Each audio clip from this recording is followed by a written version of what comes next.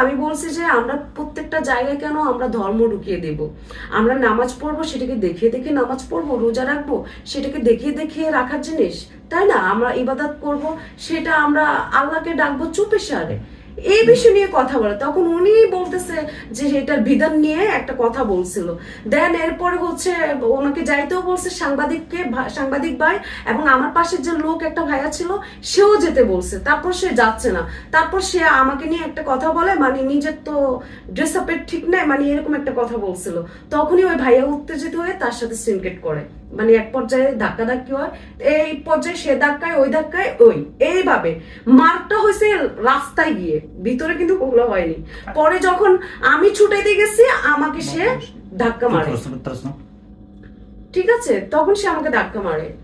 দেন হচ্ছে আমাকে ধাক্কা মারার পরে দেন হচ্ছে আমি গিয়ে তার গায়ে হাত তুলতে চাই, এবং তার গায়ে আমি হাত তুলবো কি, তার গায়ে যে শক্তি, সে বুড়ো হলে গিয়েছে, বুড়ো বুড়ো মানুষের দেখি বাবা জোয়ানের থেকে শক্তি বেশি।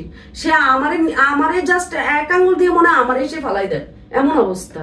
তাহলে আমি তাকে কি মারবো? তার গায়ে ভীষণ শক্তি আছে।